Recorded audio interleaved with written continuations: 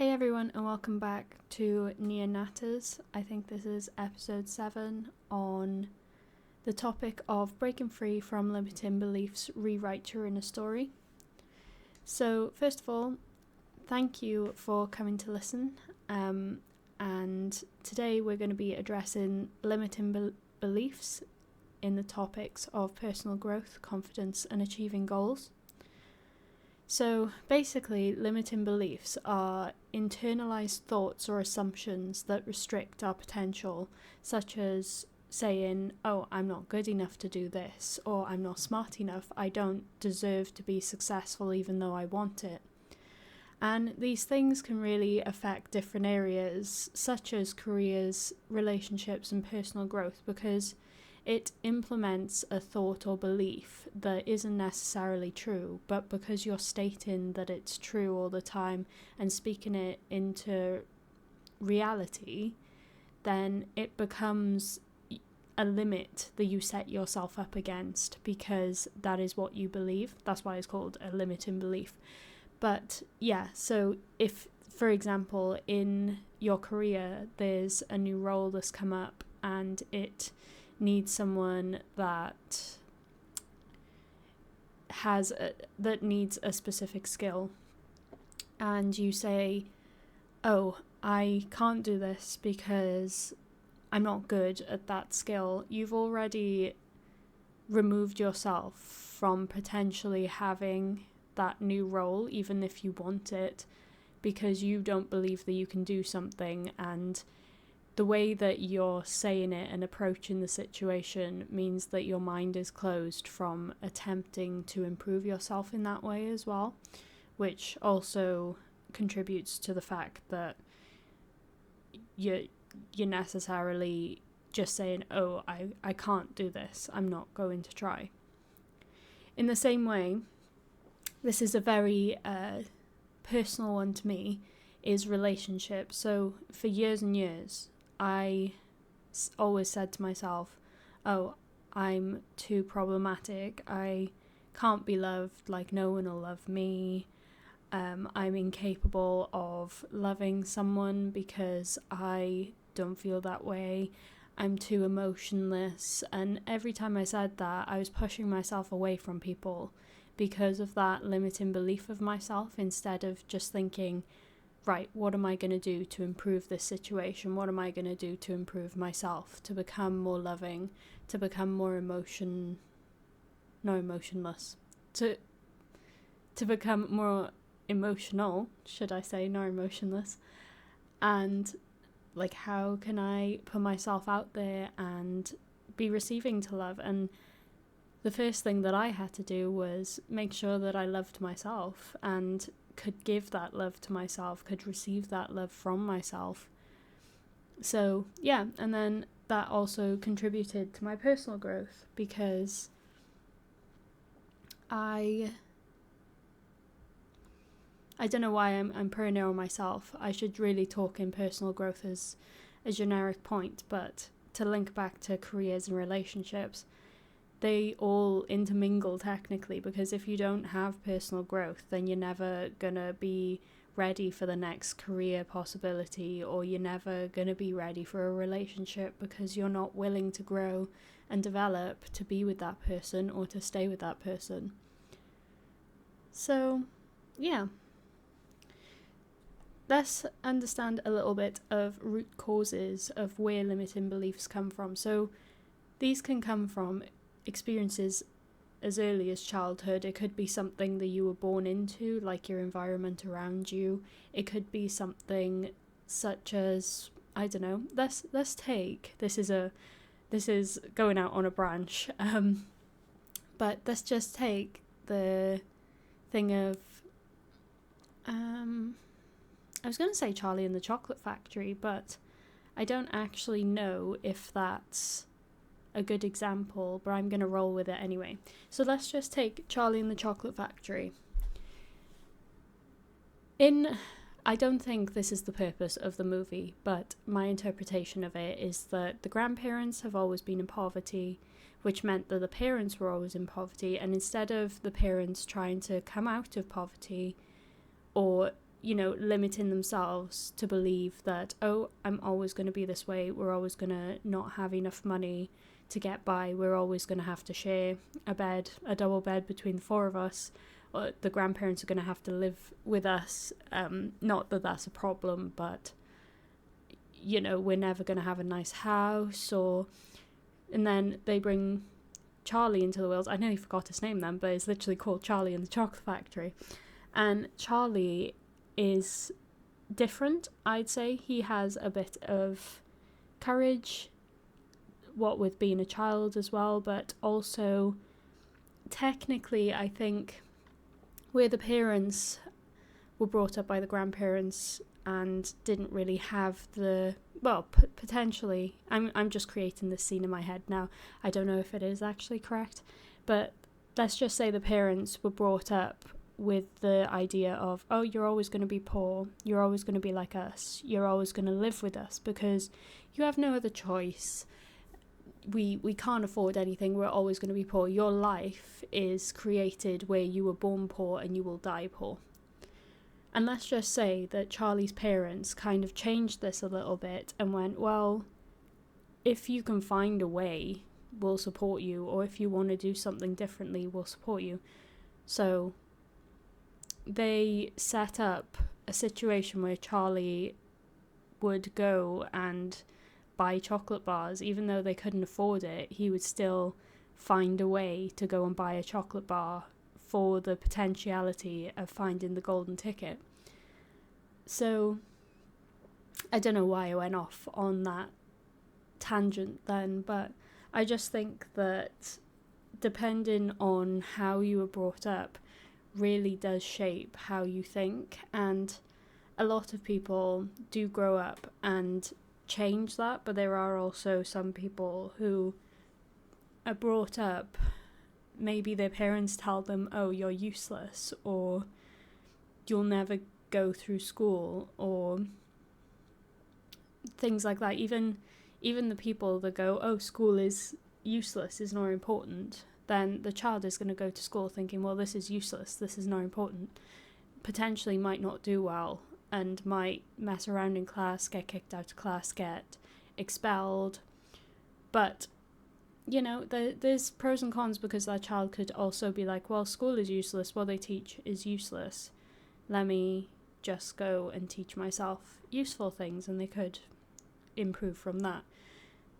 But that is what a limiting belief is. It's something that is put in place that stops you from acting on something because of what you believe, or makes you act different based on what you believe. So these can be things like past failures or negative experiences that shape your self-perception as well. So maybe you didn't pass your driving test the first time, and then you think, oh, well, I'm bad at driving.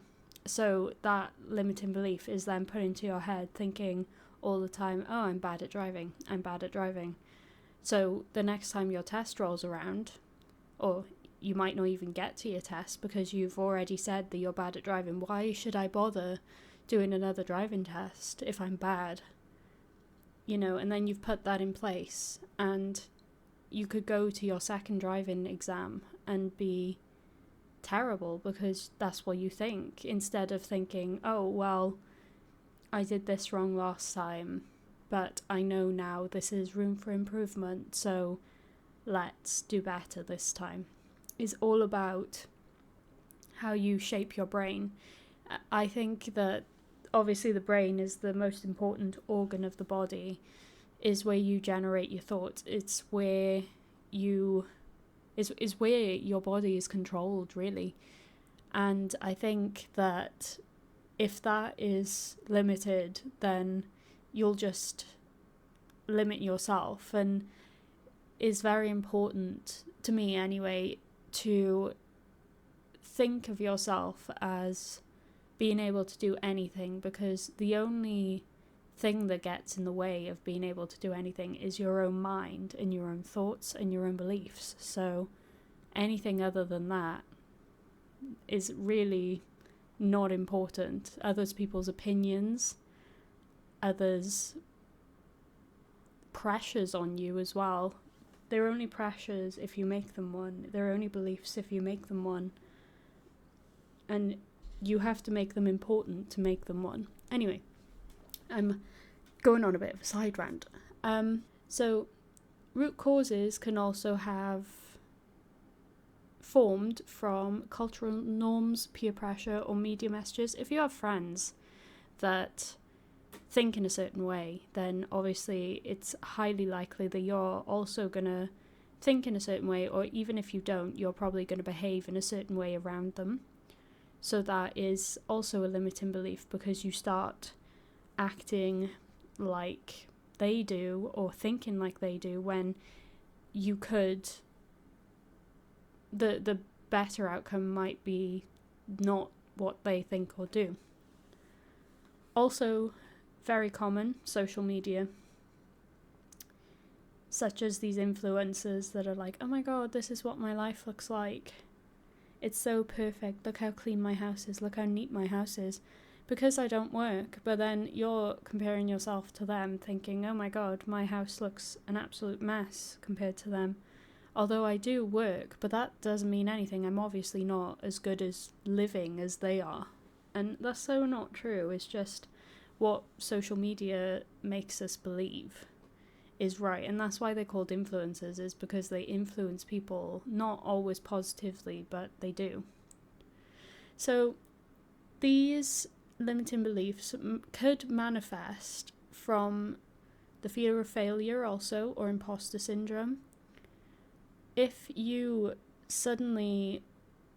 a risky person, let's just say, I'm a risky person, my family are very risky people, that will also prevent you from achieving something or doing something. Let's just talk about myself again, sorry, but I wish, well, if you have any comments about this, then please leave them in the comment section. I'd love to hear them. But let's just go back to 19-year-old Nia, or maybe even 20-year-old Nia.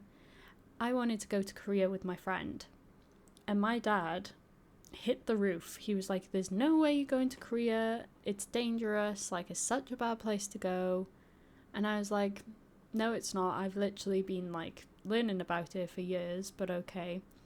And also I'm going to book the tickets regardless of what you say, and I'm just going to take myself. And he was like, no, you possibly can't, like, I'm not going to be happy, I'm not going to speak to you. And that was his limiting belief, but he was throwing it on me.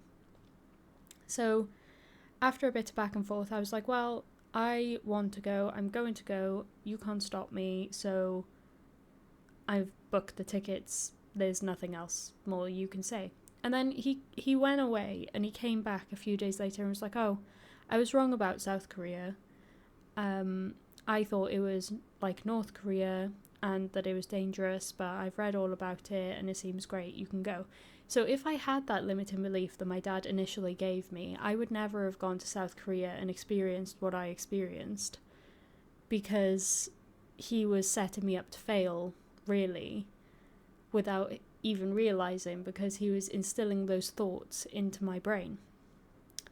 And because I'm quite a strong-minded person, that really doesn't impact me, but the impact of limiting beliefs could be negative self-talk or a lack of confidence. It could decrease your confidence, or it could affect your decision-making. So I could have let that affect me, and that my decision-making would no longer be, oh, I'm going to go to Korea on holiday. It would be, well, I can't go because it's this, it's that, my parents won't be happy. But thankfully, I'm quite a strong-willed person, so I did end up going anyway. So I'm going to take this moment for a second to encourage you all to reflect on some beliefs that might be holding you back, and think about questions such as, what's one thing I believe about myself that feels limiting to me? Or, well, actually, carrying on from that question, it could be, where has this belief come from? Where could it have come from? Has it come from my family? Is it just a generic belief that I don't know where it's come from, but I believe about myself and shouldn't? Just take a few moments and think about that. Pause if you need to. But if you'd like to share, then please drop it into the comments down below. Now we're going to go on and talk about some techniques for reframing and replacing limiting beliefs. So, reframing negative thoughts. This could be as simple as just the way that you speak to yourself. So, like I said, the driving test example. Oh, I'm not good at driving, just because you failed one test, instead of, well, I know what I need to do to improve now, so I'll just learn from that experience and move forward. It's all about being very careful what you say to yourself, because you might be thinking, oh, I'm only joking, I don't really mean to say this to myself, but you've already said it, it's out in the open. And I'm going to go back, I don't know if I've mentioned this in a previous podcast, but I'll mention it again. There was this experiment done, and there were 2 plants, and the experiment was that one plant was spoken to with positive emotions, kept out in the light, and the other plant was potentially kept in a cupboard or in the dark and told negative things every single day. And even the energy around the words that people were speaking to these plants, albeit they're living, but obviously they're not human with their own brain. I expect they have some sort of brain, but not a brain. And the plant that was kept in the dark and spoke negatively to, I'm not sure if those are 2 separate experiments, to be honest, but roll with me here. The plant that was spoke negatively to did not grow, started like wilting away, and just did not thrive, and yet the one that was spoken to well did. I think words have a sort of energy underlying within them, and if you do speak negatively to yourself or to other people, it does carry along and affect them. It might not be their personality that accepts the words, but I feel like in some way the energy that is sent to them with those words will have an impact on them. So another thing that you could say is saying things that, such as I'm learning and improving every day, instead of I'll never be good enough or I'll never succeed. It's just about reframing what you're saying to yourself. So I definitely mentioned this one in my last podcast, and that was that when I was trying to be a better person, I started looking at myself in the mirror every day and saying, you're worthy of love, I am worthy of love, I love myself, instead of, oh my god, you're so fat, like why would anyone find you attractive, you have a weird face, why would anyone love that, you're unlovable because you, I don't know, your personality's not good enough, you're not a good enough person. And that just didn't, the negative aspect just didn't make me feel good, whereas I then reframed my mind thinking, yes, I can improve myself, I can become worthy of love, I am on the road to self-development to make myself lovable. It doesn't happen overnight, and don't take any advice that says it will, because it won't. You also have to challenge beliefs of yourself and encourage others to challenge their beliefs as well, such as going back to the South Korea story where I kind of challenged my dad's beliefs on what he thought of South Korea and what I thought of South Korea, and kind of ask yourself, is this belief that I'm having based on facts or assumptions? Am I just going off of something that someone said to me or someone believes that I am instead of what I know I am or what the facts are? Or what evidence do I have that contradicts this belief of what I'm currently thinking? Is there anything that contradicts, or is this, like I said, factual? But it could be a case that the assumptions that other people are having are very uneducated, and then you could go online and search up what they're saying and why it could potentially have other views on it. And say, for example, going back to what I just said, of me looking at myself in the mirror and usually saying negative things about myself, what evidence do I have that contradicts this? Who has told me that I'm this, that I'm that? Where has it come from, and is it true? What could possibly think or suggest that it's not true? Do I think it's true? Am I just looking at myself subjectively instead of objectively because it's personal to me? And then you have to replace these limiting beliefs with empowering beliefs. So, affirmations, like I mentioned, in front of the mirror: I'm good enough, I'm loved, I'm smart.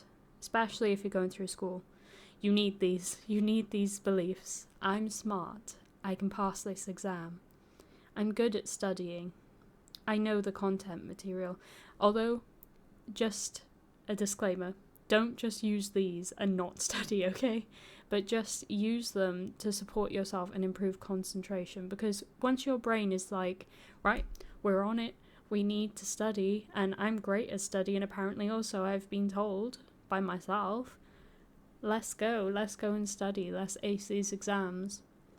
Or something as simple as, I'm not good at this, could be replaced with, I'm capable of learning and growing. Is always about not putting a block on yourself with what you say. So, I'm not good at this is a very closed comment. I'm not good at this. That's it. That's the end of that sentence then. Instead of, I'm capable of learning and growing. So, instead of just putting an end to whatever it is that you're believing, or not what you're believing, of what you're learning, you're allowing yourself to go through the motions of making mistakes, of learning it for the first time, of growing as a person, learning new skills, learning new thoughts even. And even though you make mistakes, you're still learning and growing at every mistake you make. Another good practice to introduce, it doesn't have to be daily, and I definitely used this in the last episode as well, is challenge beliefs by using journal prompts. So questions like, what's one belief I can reframe today? Or what's one belief that I've worked on today? How did I work on it? How did I feel? Or how would I act if I believed the opposite of my limiting thought? What would be the possibilities that I could make out of my life if I just thought a little bit differently from this, or of this, should I say? Another one of that is, I really enjoy, like I said, I've probably said this in about 3 episodes now, I really enjoy going on Pinterest and looking for questions that can really make me look forward into the future, or make me push my mind's potential and think about what I want out of life, what I picture if I looked at my ideal life, how I could achieve it by pushing myself and not limiting myself to the everyday thoughts and beliefs of society. I don't agree that, side rant, I don't agree that we should just settle to work our entire life up to the age of 65, 67 and then retire.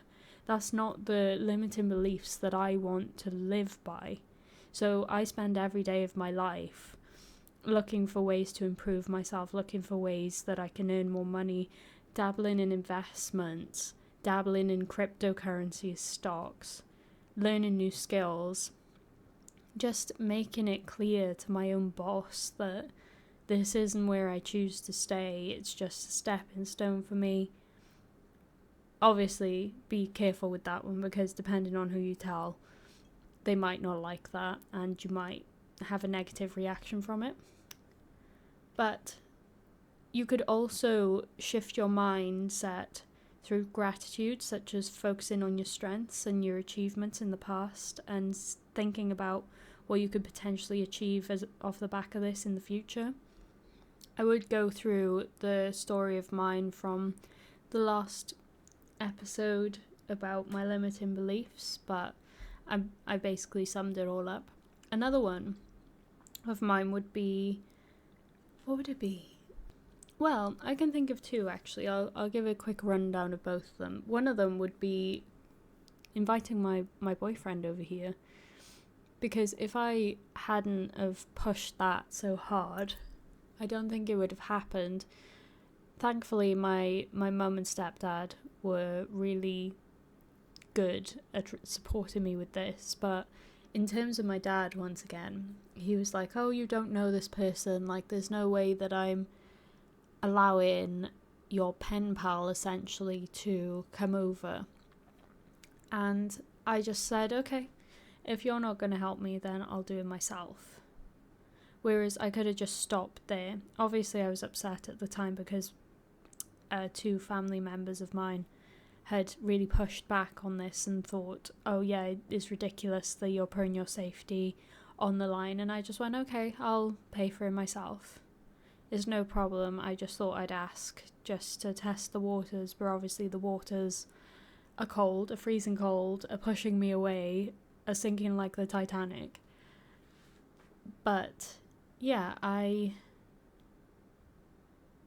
pushed through that and still went about my way despite having those around me thinking that I was absolutely insane. And the second one is really one that I'm currently working on. And that's my intention to have a coaching business. And I'm trying so hard with it. But if you asked me about this last year, it was on hold because I didn't feel like I was ready. I didn't feel like I was good enough, because who could coach someone who hasn't coached anyone before, who hasn't got the experience? But then this year I realized, like, how am I gonna continue lying to myself, lying to my boss in work? Because every time my boss asked me, she was like, what's your next step? And I'd always be like, oh, well, I want to do my accounting qualifications, which I didn't. That's just a good amount of money, which I might still do because I might want to be a financial coach. But that was what I told everyone that I wanted, and actually is so not true. And my boss was like, are you sure that's what you want? And I was like, actually, no, it's not. I want to be a coach. And she was like, why don't you just go for it then? Like, why are you trying to sidestep? And I was like, that's so true. Like, why am I trying to sidestep? Because I just don't think that I'm good enough. But you have to start somewhere, right? And if you do want to check out my coaching website, then it's in the bio. So please go and check that out if you have 5 minutes. And yeah, so I just kind of picked it up from there. I'm spending January and maybe February really busting out some content, speaking to at least one person on social media every day about the potential of coaching, giving some advice, giving some tips. Obviously, I've got this now, which I'm going to focus more on coaching podcast episodes. I think is very beneficial for me to do so. And yeah, we'll see where it goes. But I had to overcome this limiting belief of not being good enough in order to start. My website looks really great. I'm so proud of it. And yeah, we'll see where it goes. And I'm also a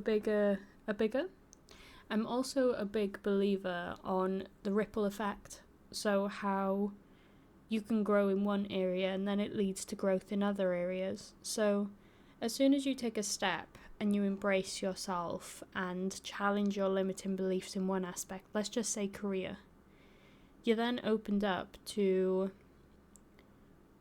let's just say, like I said before, that there's this role that's coming up. You want to apply for it, but then you think, oh, I'm not good enough in this skill to be able to go for it. Let's just say you went for it anyway, you worked really hard in the time in between on this skill, showed that to the person who is interviewing, and they give you the job. Hallelujah, it's a miracle. All because you switched your mindset and now open yourself up to the possibilities of actually being good enough. So already you've had that positive change from just not getting the job outright if you didn't think well of yourself enough to even apply for it. Let's just say you didn't apply for it, you wouldn't have the job. You'd still be stuck in the same place. Compared to you tried the job, you got a job, and you are now open to receiving more money. Let's just say you've had a pay rise. You're more open to learning more skills in this new job that you hadn't had before, because this job requires a different type of work. So you're not only developing personally, you have better development in relationships. They all interlink, because let's just say on the money aspect, you've got more money now. You can use that money to invest. You can use that money to go on courses to improve yourself. You can use that money to get yourself out of debt, let's just say, buy a house, move up on the property ladder, put yourself in a better financial position. There's also, like I said, new exposure to skills that will improve your employability, could make you a more rounded person, and open yourself up for other roles for higher pay again. Even leaving the company and pursuing a different role that you've always been interested in but haven't had the chance to do it yet. And thirdly, your relationships with others. You could develop relationships then in your company. Networking is great. That means that you're more likely to get a job in the future, because the people know you, they know your work ethic, you know how you are as a person, they know your skills, they know how you treat your money. And relationships within the workplace are really good, because people can then refer you for other jobs and give you the opportunities more easily, because they know you better, essentially. So that is why the ripple effect is so good. Like, once you're on a roll, it's the same as the snowball effect, right? Once you're on a roll down that hill and you're picking up speed and you're getting bigger and bigger, it's just starting off, it's just getting over the top of that hill to roll down the other side is the struggle.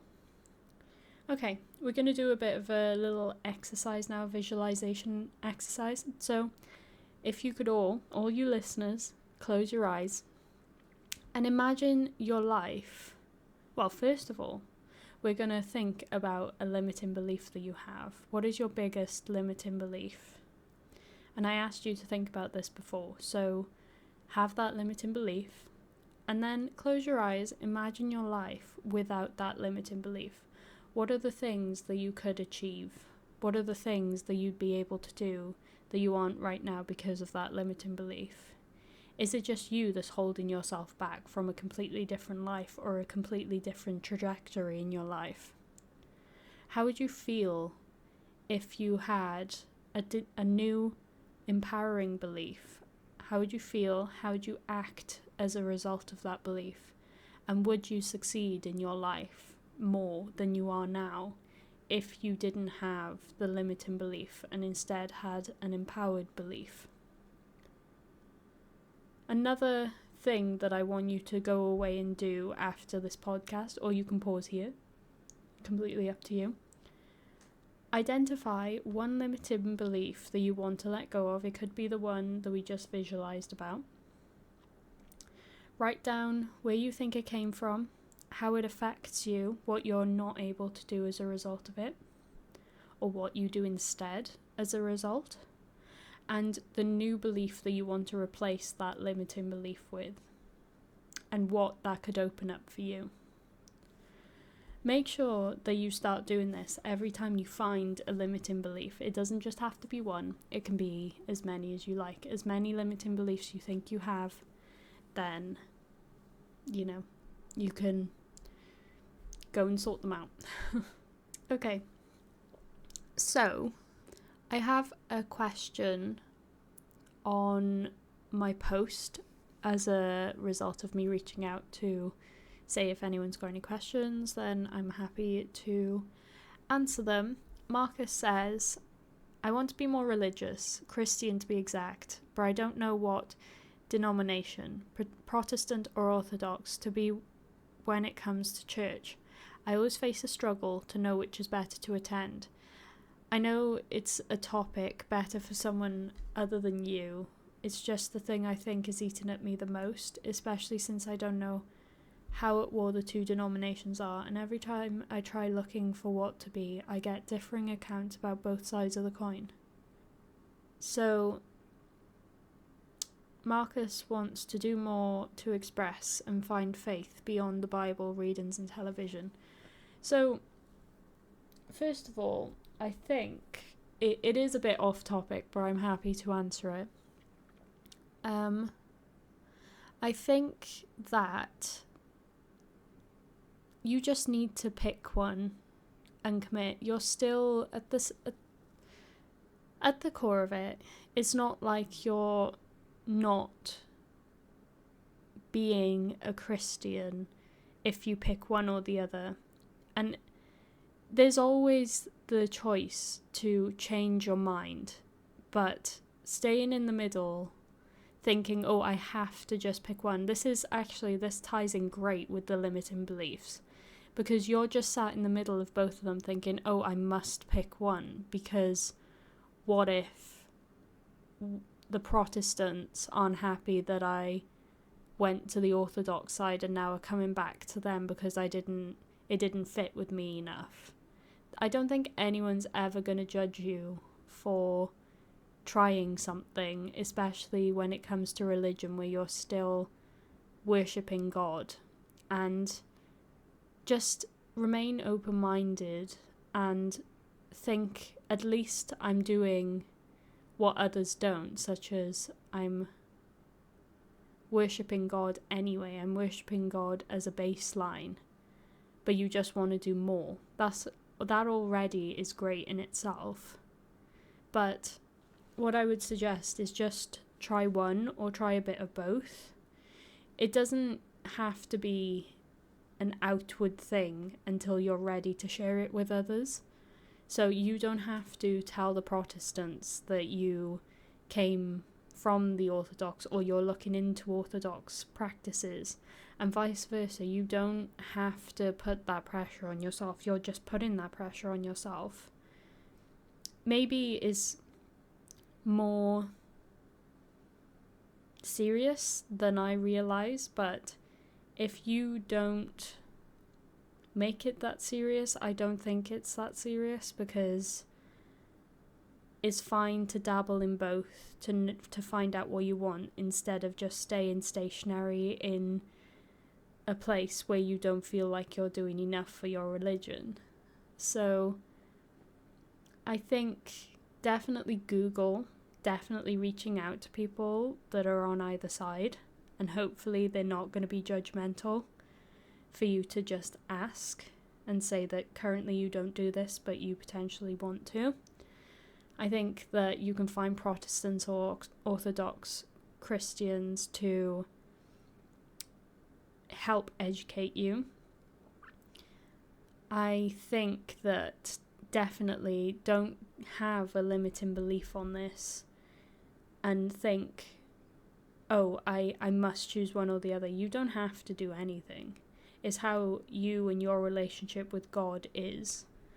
And until you know, well, you won't know until you try. So just make sure that you're not putting that type of pressure on yourself, and that you're just thinking, well, I'm doing more than the minimum, and that's good enough at the moment. I hope that helped anyway. I'm not sure if it did. I'm not very good with knowing what to say, but I think that I'm right in saying that, and that any movement is better than no movement. So I definitely think that your relationship with God is already good at its foundation, and anything that you choose to do on top of that is still within the mindset of benefiting yours and God's relationship. So whichever you choose, or if you want to look into both while you make your decision, I think that's the best way to do it. You don't have to commit to either. That's just what you believe in your head instead of what the actuality is. If there's any other questions, then please drop them in the comments below and I will answer them, whether they're relevant to the next podcast episode or not. I will be happy to answer them and reply to them if needed in the next episode. But we will conclude this now and just summarize what we've gone over. So we've gone over what limiting beliefs are, some example stories of this, how to change your limiting beliefs, reframe them and replace them with empowering beliefs. I've shared some stories about my own life, and I've answered some questions and provided some visualizations. I think, like I said, the only person that is limiting you is yourself. No one else can actually limit you in your mind and in your beliefs if you create a good enough foundation to live off of. So make sure that you're spending at least a little bit of time every day challenging your limiting beliefs and either writing about them, thinking about them, choosing how to act as a result of them. And please do share your experience in the comments if you do choose to do this. And make sure you stay tuned for my next podcast, which will be next week.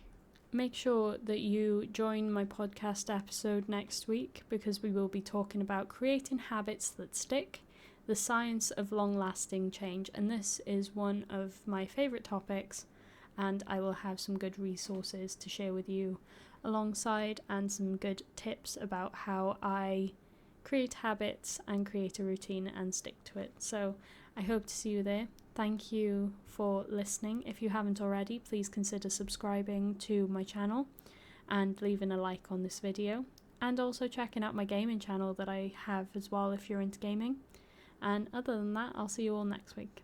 Bye everyone.